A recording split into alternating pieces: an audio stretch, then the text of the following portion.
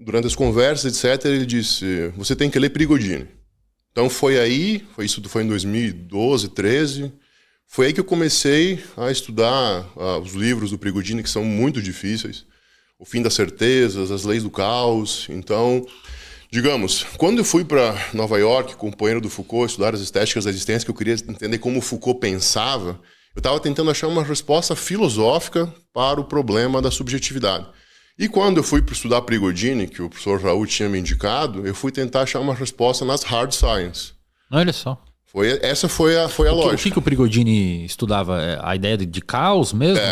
O Prigogine ele é um Nobel de Química de 77 que ele cunhou o termo estruturas dissipativas, que são estruturas que operam longe do equilíbrio termodinâmico. A gente vai entrar sobre isso daqui a pouco, onde que eu vou dar alguns exemplos que nós, por exemplo, seres humanos, somos também estruturas dissipativas. E por que você foi procurar resolver o problema da subjetividade nesses... Qual que era a tua...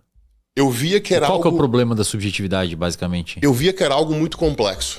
Eu queria entender por que nós somos quem somos. A grande pergunta de Plotino, quem somos nós? É uma coisa que nós precisamos entender quem somos para saber como pensamos, como agimos, por que nos comportamos da maneira como nos comportamos. E a ciência, ela é uma coisa que não responde, obviamente, porque é demasiado complexa. Toda essa parte subjetiva. É a mesma coisa que eu pedi assim, por que hoje você está aqui? Então você teria que pegar um fio e trazer, sei lá, quanto para trás esse fio vai estar. Sapolsky fala muito disso, inclusive no Determinados. Quão longe esse fio vai estar para dizer que você está aqui? Então, a ciência nos traz algumas pistas ainda. Eu sempre costumo dizer que nada nos salva da morte, mas o conhecimento pode nos salvar da vida. Esse é um tipo de conhecimento que pode salvar da vida. Mas aí você começou procurando essa resposta na filosofia? Na filosofia. Ela não foi satisfatória? Então... Para você ir para hard science? Você consegue constranger a subjetividade, vamos usar o termo constranger, como, por exemplo, assim, melhorar a si mesmo, tornar o seu comportamento mais óbvio com a melhora dos teus hábitos, digamos, tornar mais possível você melhorar com base no pensamento filosófico. Mas não é a vida, o novo paradigma de toda a ciência, é o paradigma da incerteza, não é mais a certeza. Então é preciso dar um passo além, entender mais como todo esse sistema funciona. Entendi. Por exemplo, agora eu vou até passar que esse slide representa algumas partes sobre ciência. O que é a ciência? Talvez a melhor definição sobre ciência hoje seria a arte das verdades transitórias. Por que você... esse apreço grande pela ciência? Porque ela dá a melhor resposta possível no momento em que é questionada.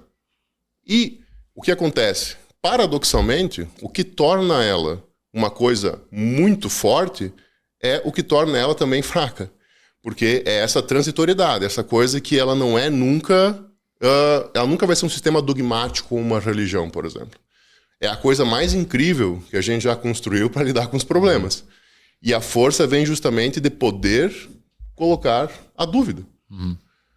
No início do Phaedon, Sócrates ele faz uma seguinte afirmação, ele faz uma seguinte ponderação. Acredito que a Terra é esférica, mas não tenho certeza. Mas não tenho certeza. Então, ele permite a dúvida no próprio questionamento. E isso é uma característica que deixa a ciência uma coisa fantástica.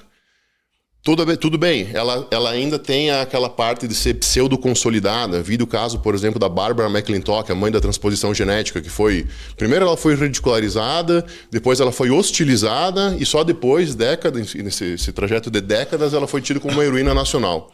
Então a ciência, cara, é basicamente que a gente possa hoje, pensando sobre esses problemas mais difíceis, complexidade, caos, universo, vida...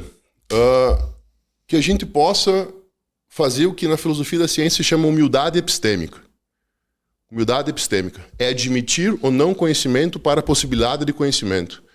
Talvez as respostas que eu tenha para dar hoje não sejam as mais satisfatórias. É como se a gente estivesse subindo uma colina, sabendo que há novas colinas adiante. Então, é a resposta que a gente consegue dar agora para pensar um problema que a ciência vem digamos assim, esse novo paradigma da complexidade, da incerteza, é algo que a ciência vem desde a década de 60, 70, talvez, mostrando isso existe, a gente precisa lidar com isso. Mas como a gente vai lidar com isso? Então tá. Então aqui a gente vai ter algumas pistas nesse podcast. Vamos lá? Então, primeiro vamos pensar o caos na mitologia. O caos na mitologia, principalmente na teogonia de Hesíodo, ele é a abertura primordial. Então, tudo emerge do caos. Então, tudo nasce a partir do caos. Não necessariamente, caos não tem nada a ver com desordem, etc. Caos tem a ver com algo que a gente não consegue saber o que é, que a gente não consegue prever. Então, nas mitologias posteriores, sempre é uma dança entre ordem e desordem, nas mitologias, mesmo na grega, principalmente nos contos, né? Sempre é uma dança que é o que permite a criação. E isso vai ser muito mostrado na filosofia. Porque quando a gente vai estudar Demócrito, primeiro Anaximandro, né?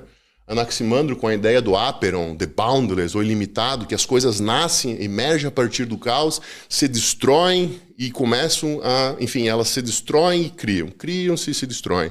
Então, Anaximandro é o primeiro a pensar dessa forma, vamos dizer assim, caótica. Mas ainda ele partia do pressuposto de que o caos tinha esse significado que tinha na mitologia grega. Isso. De que não era uma coisa desorganizada, era... É tirado dali. Não tem nada a ver com desordem, Entendi. tem mais a ver com não conhecimento. Inclusive, esse pensamento de Anaximandro é que vai influenciar Heráclito no Devir. Porque é uma criação contínua. É uma destruição e criação contínua, como se fosse uma dança que não cessa. E um outro pensador, e esse é uma pena que a Idade das Trevas fez, foi ter perseguido ele muito, que é Demócrito. Cara, Demócrito foi o primeiro pensador a afastar completamente a metafísica. Ele é querido por muitos físicos, como Carlo Rovelli, que é um grande físico contemporâneo, conhecido pelas teorias sobre o tempo e tudo mais. E ele tem o seu discípulo, Leucipo, escreveu sobre ele um livro Rerum Natura, sobre a natureza das coisas. Ele antecipa muito tempo uma coisa que se chama complexidade causal infinita, que tudo afeta tudo. Cara, isso é uma coisa... Pensa, um cara que, sei lá, 300, 400 anos de Cristo pensar na complexidade causal infinita, que os átomos existem a partir de alguma coisa que acontece ali, que dessa complexidade existe tudo que existe. Cumpre mencionar também, à guisa de curiosidade, o Clinamen de Epicuro, que é um grande, vamos dizer assim, um grande pensamento sobre o desvio que alguma coisa tem que ter quando os átomos de Demócrito caíam no vazio para possibilitar o choque e a criação das coisas. Então esses caras imaginavam afastando toda a metafísica, cara. Mas a Idade das Trevas, você acha que enterrou ele por conta que ia contra as lógicas de religião e tal? Porque não tinha nada metafísico. Então a gente vai ver justamente aqui. Essa aqui, vamos dizer que as coisas iam bem, as ciências iam florescendo, até que obviamente teve toda a parte do Concílio de Nicéia, a união da igreja com o Estado. E mais precisamente em 476 depois de Cristo, há a queda do Império Romano.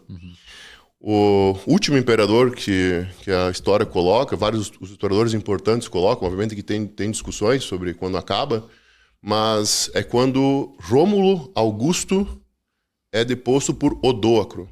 Rômulo Augusto era também chamado de Augustulo, que significa o pequeno Augusto, porque ele era muito novo. Na verdade, quem comandava era o seu pai Orestes.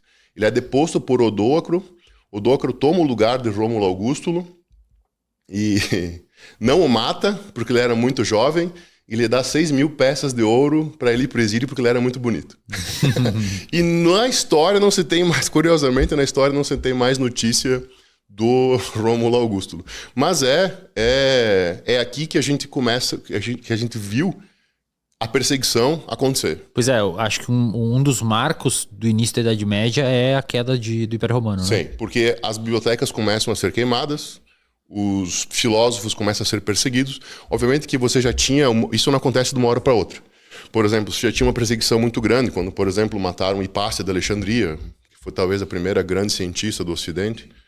Então, isso vinha acontecendo. Então, pensa, todas as bibliotecas queimadas, os autores perseguidos, e, por exemplo, Demócrito foi um que foi muito perseguido, porque, como afastava a metafísica, não tinha como a igreja justificar nada. Aí começa um problema, porque depois um problema e também uma coisa boa, tá? O problema de terem sido perseguidos todos os pensadores, dos livros terem sido queimados, mas, em contrapartida, há o redescobrimento por volta de 1100, 1200. Cara, olha o salto que a gente deu aqui. Pô, pesa. Se eu for pensar historicamente, isso aqui é muito pesado. Então a gente começa a ver o renascimento das ciências nessa hora com o resgate de um pensador, Aristóteles. E o que fazia Aristóteles ser muito conhecido por esses novos cientistas, novos filósofos, como Santo Tomás de Aquino? Por isso que Santo Tomás de Aquino estudou tanto Aristóteles. Era o silogismo. O pai da lógica de racionalidade. O pai da lógica é Aristóteles. Se você for pegar o organon aristotélico, ele é repleto de silogismos. Para quem não sabe, silogismo é um argumento lógico, uma lógica, né? Tipo, vamos lá. Sócrates, vamos pensar. Sócrates é um homem. Todos os homens são mortais. Logo, Sócrates é mortal. Uhum. X é maior que Y. Uhum. Y é maior que Z. Logo, X é maior que Z. Você consegue decompor as partes desse sistema e ao final, quando você junta, você tem a resposta completa. É diferente de um sofismo, né? Perfeito. Que é você fazer a premissa primeira e a premissa segunda, elas dão uma conclusão equivocada. Sim. É aparentemente lógica. E aí, daí que surgiram os sofistas, imagino, né? Que eram pessoas que usavam a retórica para enganar os outros. Por que a gente traz o silogismo? Porque ele é o motor da nossa ciência aí pelo menos nos últimos 500 anos. Então, com o nascimento o motor da ciência, porque a nossa ciência, a gente chama ela de reducionista. A gente vai tentar sempre entender as partes do sistema para tentar entender o todo quando essas partes forem aglutinadas, quando a gente for recompor as partes. Então, o reducionismo, ele vem de uma causalidade linear, né? Uma simplicidade metodológica em prol de uma tentativa de descobrir como as coisas acontecem. É para isso que serve o reducionismo. Então, primeira vez que eu vou falar essa frase no podcast, a gente tem que lembrar dela mais tarde. O todo é muito maior do que a soma das partes. O todo é muito maior do que a soma das partes. Então, o que seria um sistema complexo? Acho que antes a gente tem que pensar o que é um sistema simples. Um sistema simples é justamente, por exemplo, um relógio. Um relógio analógico ali é um sistema simples. Então você consegue decompor as cenas de um crime, sei lá, como uma pessoa vê um crime, vê outro, você consegue colocar essas partes juntas e você consegue decifrar o funcionamento do relógio, ou, por exemplo, o crime. Juros simples, o mundo sem atrito imaginado por Galileu Galilei, é outro exemplo. Ocorre que a regra da vida, do universo, não é um sistema simples. As regras são sistemas complexos, com diversas interações e tudo mais. Eu só quero